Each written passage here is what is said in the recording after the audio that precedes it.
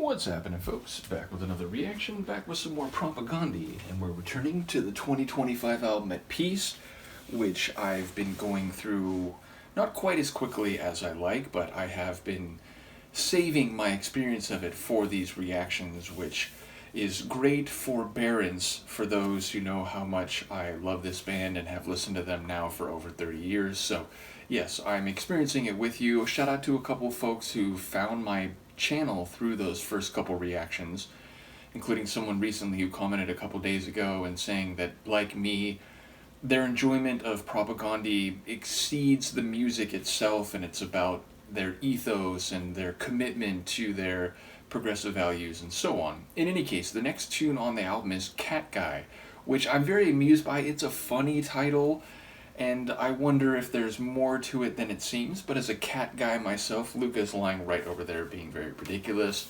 I certainly have sympathy on the surface, but I wouldn't be surprised if it's more complicated than it sounds. But let's give it a listen. I'll see what I can hear on a first listen, and then again, the lyrics are on the inner sleeve, so I'll check them out directly. I may need to grab my phone because my eyes are withered and old. But here we go. This is Propagandhi. The track is Cat Guy. Which side is this? Is this A side? This is the A side. From their 2025 album At Peace.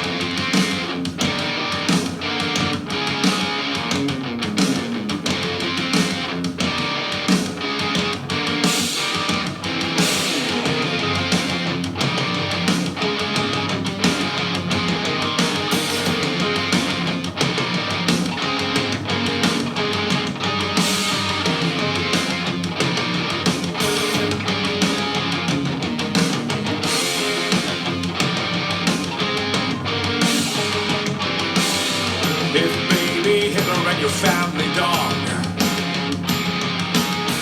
were both found drowning in a lake, and you could only rescue one, because, well, that's never really been explained. Which pitiful creature would you condemn? Which of God's children would you save? And only when you stagger back to shore will you be apprised of your unforgivable mistake.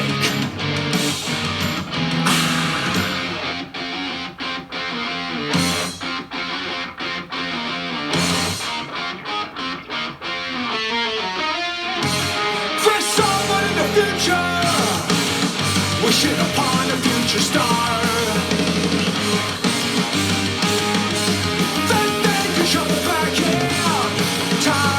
precisely where you are, sitting here, boy, completely senseless, wishing you were somewhere else. So floating by the future, nostalgic story that we tell. I'm searching for the patterns in the noise. I'm paranoid. I'm seeing faces in the void. The boy behind this face, the fragments falling into place. The lifeless children lined up on a sheet interrupts the revelry.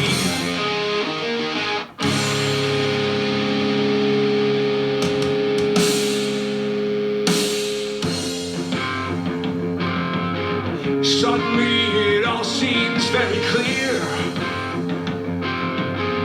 like I'm in a frontier town tableau.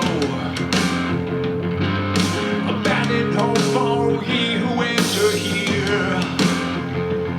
Time to come to terms with with mankind's default mode of rap announcements, random patently absurd,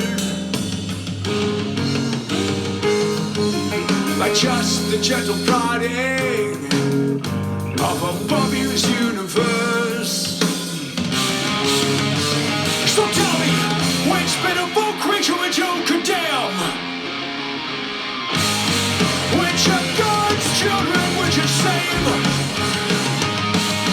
As for me, I never learned to swim. Always been a cat guy anyways.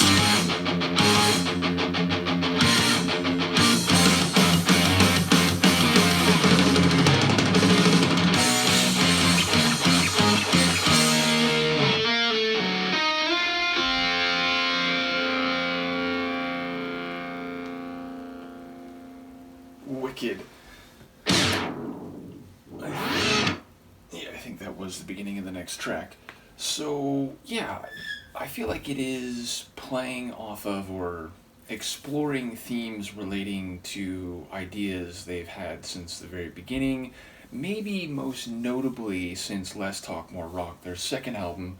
But yeah, I think it's speaking to, number one, the modern human world's callous attitude toward many living creatures, but also their selective, more reasonable, or perhaps that's the wrong phrase, more sympathetic in some context behavior toward other species, in the way that, we feel like we, being humans collectively, or at least the majority of them, that it's okay to kill certain types of species, it's okay to essentially exploit various species, whereas others we consider it taboo to treat them in the same way. So, while people hunt deer and, sort of try to exploit other wild species or domesticated species for every aspect of their existence, their lactation, their meat, their fur, their life cycles, their progeny, and so on,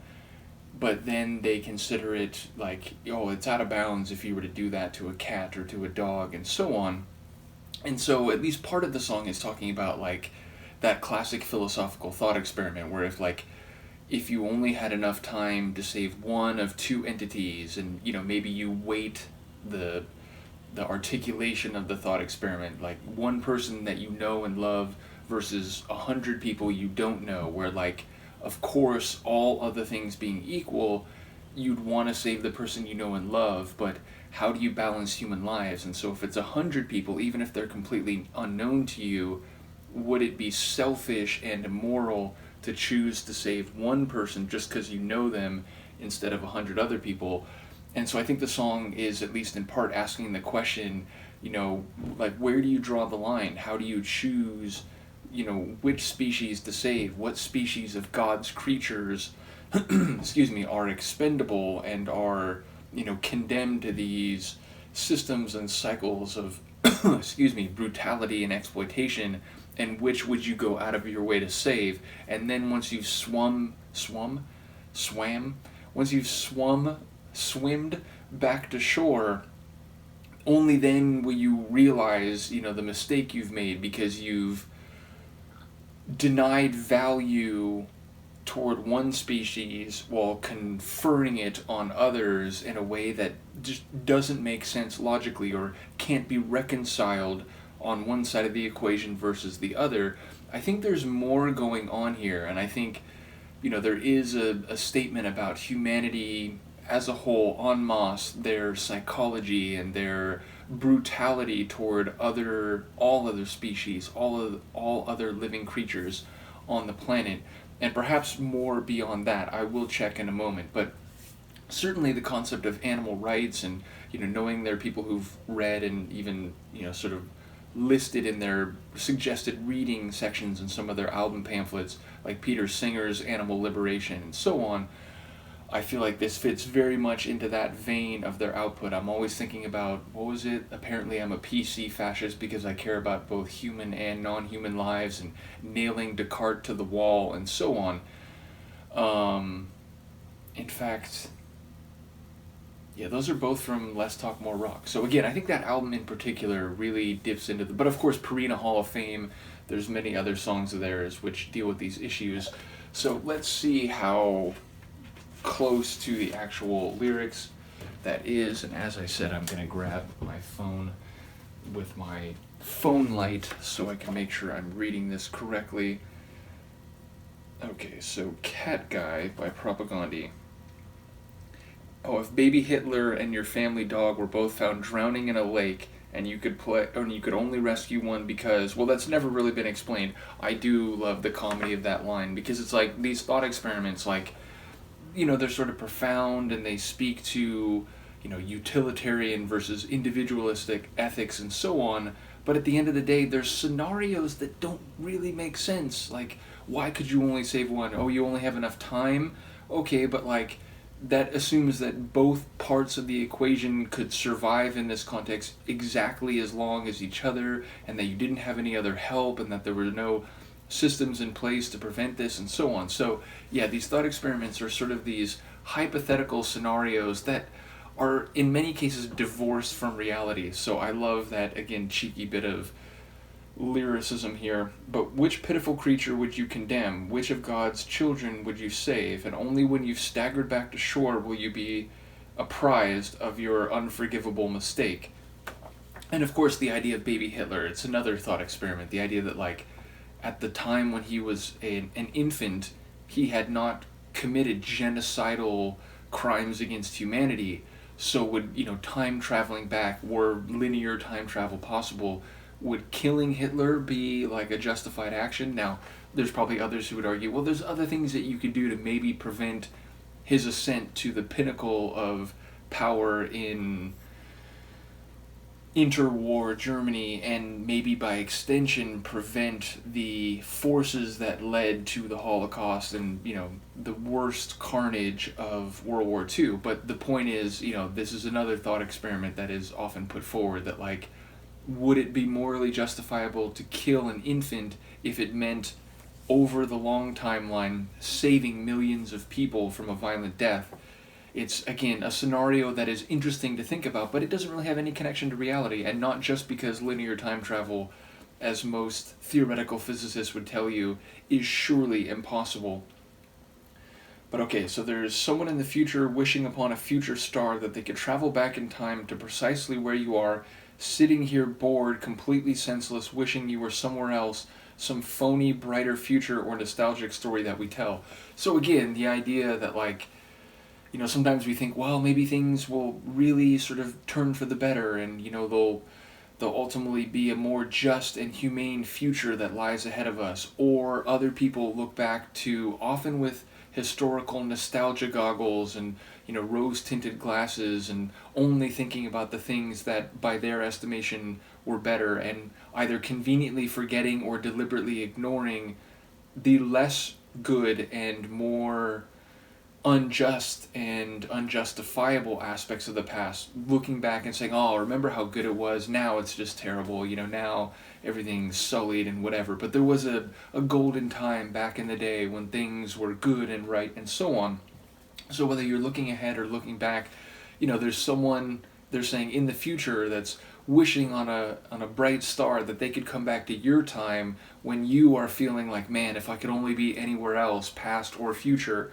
So the idea that, like, again, at some point, moral decisions will get easier, or ethical consequences won't be hard to weigh and to decide upon, seems a chimera. It seems like something that is wishful thinking at best.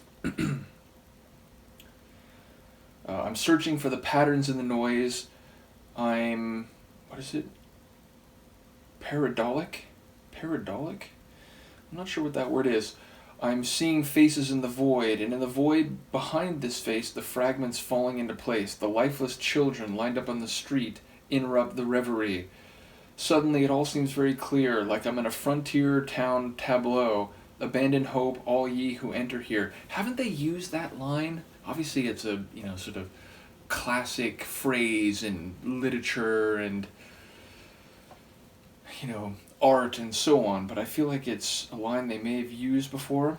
But yes, I love the children lined up on the street interrupt the reverie, the daydream, like I'm in a frontier town tableau. Abandon all hope, ye who enter here. Time to come to terms with mankind's default mode. All grand pronouncements rendered patently absurd by just the gentle prodding of a bemused universe. So tell me which pitiful creature you condemn. Which of God's children would you save? As for me, I never learned to swim. Always been a cat guy anyway. So yeah, always, never learned to swim is like this thought experiment. It doesn't even make sense to me. It's not something that I could give you an answer to. And anyway, I'm sort of a cat guy. But again, even if it's less... What are you doing, Luca? She looks very concerned over here. But yes, the idea that we randomly, and of course in different ways in different societies and cultures, confer some measure of respect on certain living creatures, although even then often exploiting them or making their lives more miserable than they have to be, if not outright killing and exploiting them. The way we do that with some species, but then make exceptions with others, or at least partial exceptions, in the way that, we condemn those who mistreat the favored species, but think it's totally fine to brutalize those who, we consider dumb beasts and so on. Or again, when it comes to the human world, the idea that there's some formula that maybe we'll figure out in the future, or that existed in the past, where we recognize the human dignity of everyone, and we have a simple way to make ethical and moral decisions. It's ridiculous. And the idea that the universe is saying, like, hey, you humans are kind of crazy, you're pretty brutal, and morality is this, it's nailing jelly to the wall. It's never something that you're going to be able to figure out in some scientific way, or that one culture and one society's way of doing things will eventually be seen as like pure and right and will continue on into the future.